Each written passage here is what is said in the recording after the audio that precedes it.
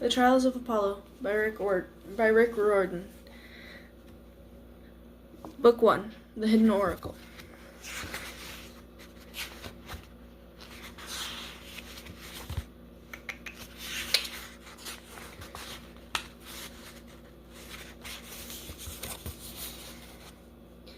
Because I know you guys like to see this. Here we go.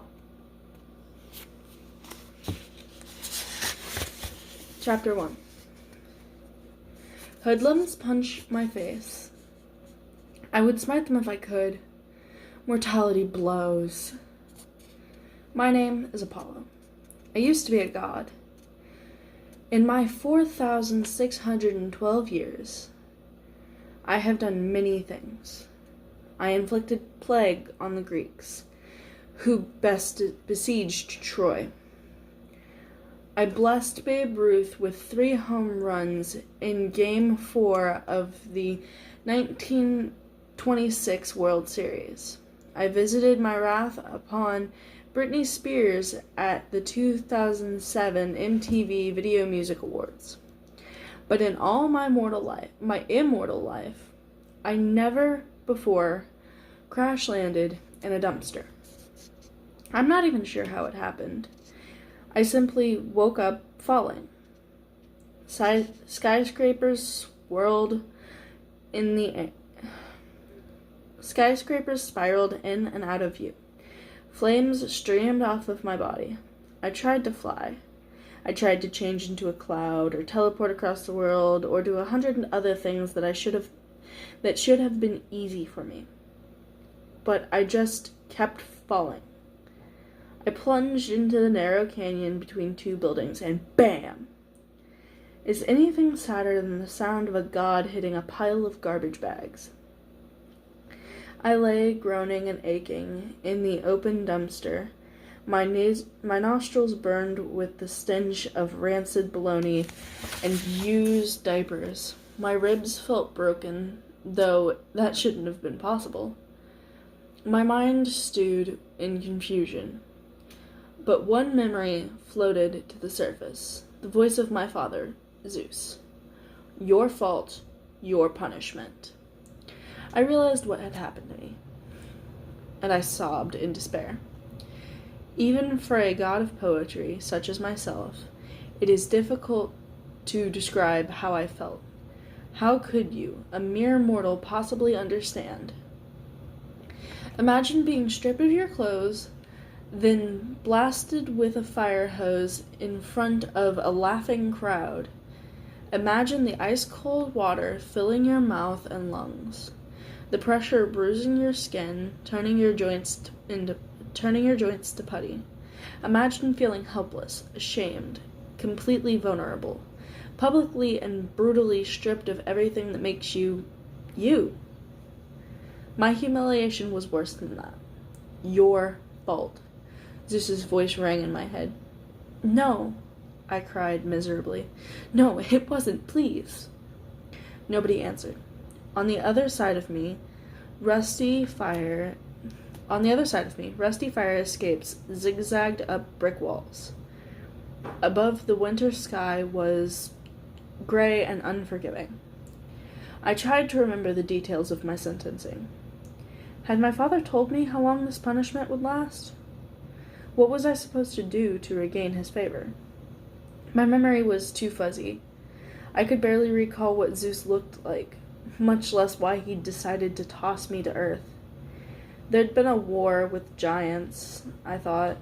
The gods had been caught off guard, embarrassed, almost defeated. The only thing I knew for certain, my punishment was unfair. Zeus needed someone to blame, so of course he'd pick the handsomest, most talented, most popular god in the pantheon. Me. I lay in the garbage, staring at the label inside. The dumpster lid. For pickup, call 1555 Stingy. Zeus will reconsider, I told myself. He's just trying to scare me. Any moment he will yank me back to Olympus and let me off with a warning. Yes, my voice sounded hollow and desperate. Yes, that's it. I tried to move. I wanted to be on my feet when Zeus came to apologize. My ribs throbbed. My stomach clenched. I clawed the rim of the dumpster and managed to drag myself over the side.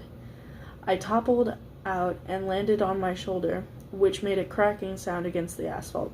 Ah! I whimpered through the pain. Stand up. Stand up. Getting to my feet was not easy. My head spun. I almost passed out from the effort. I stood in a dead-end alley. About 50 feet away, the only exit opened onto a street with grimly storefronts for a bail bondsman's office and a pawn shop. I was somewhere on the west side of Manhattan, I guessed, or perhaps Crown Heights or in Brooklyn. Zeus must have been really angry with me. I inspected my new body. I appeared to be a teenaged Caucasian male, clad in sneakers, blue jeans, and a green polo shirt. How utterly drab. I felt sick, weak, and so human. I will never understand how you mortals tolerate it. You live your entire lives trapped in a sack of meat, unable to enjoy simple pleasures like changing into a hummingbird or dissolving into pure light. And now, heavens help me, I was one of you, just another meat sack. I fumbled through my pants pockets, hoping I still had the keys to my sun chariot. No such luck. I found a cheap nylon wallet containing $100 in American currency, lunch money for my first day as a mortal, perhaps, along with a New York State junior's driver's license featuring a photo of a dorky, curly-haired teen who could not possibly be me, with the name Lester Papadopoulos. The cruelty of Zeus knew no bounds. I peered into the dumpster, hoping my bow and quiver and lyre might have fallen to earth with me. I would have settled for my harmonica. There was nothing. I took a deep breath. Cheer up, I told myself. I must have retained some of my godly abilities. Matters could be worse. A raspy voice called out, "Hey, Cade, take a look at this loser." Blocking the alley's exit were two young men, one squat and platinum blonde, the other tall and red-headed. Both wore oversized hoodies and baggy pants. Serpent tattoo designs covered their necks, and they were missing where the words "I'm a thug." All they were missing were the words "I'm a thug" printed in large letters across their forehead. The redhead zeroed in on the wallet in my hand. "Now be nice, Mikey.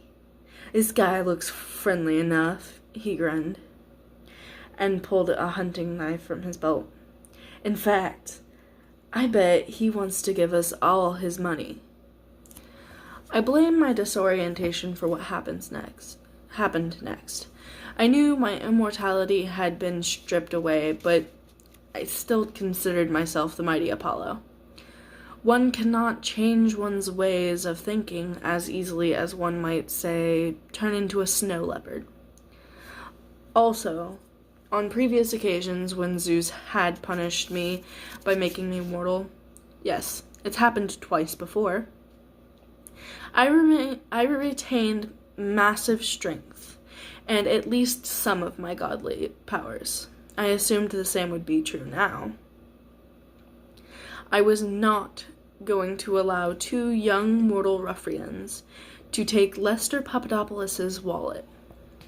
I stood straight up, hoping Cade and Mikey would be intimidated by my regal bearing and divine beauty.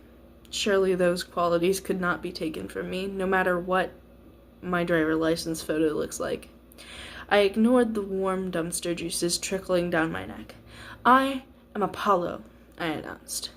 "You mortals have 3 choices. Offer me tribute, Flee or be destroyed.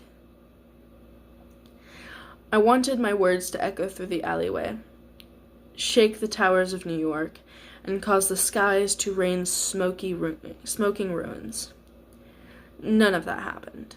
On the word destroyed, my voice squeaked. The redhead, Cade, grinned even wider. I thought how amusing it would be if I could just make that snake tattoo around his neck come alive and strangle him to death. What do you think, Mikey? He asked his friend. Should we give him tribute? Mikey scowled. With his bristly blonde hair, his cruel small eyes, and his thick frame, he reminded me of the monstrous sow that destroyed the village of Cremion back in the good old days. Not feeling tribute, Cade. His voice sounded like he'd been eating lit cigarettes. What were the other options? Fleeing, Cade said.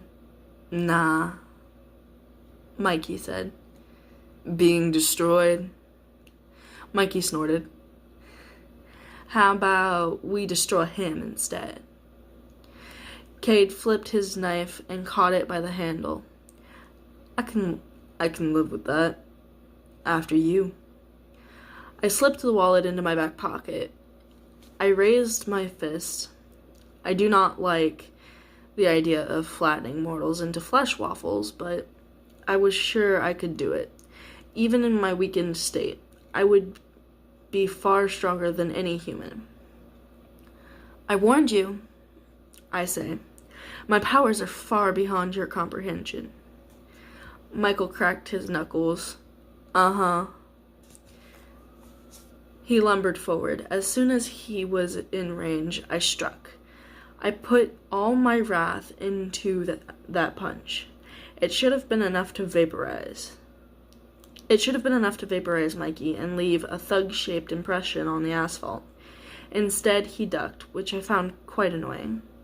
I stumbled forward.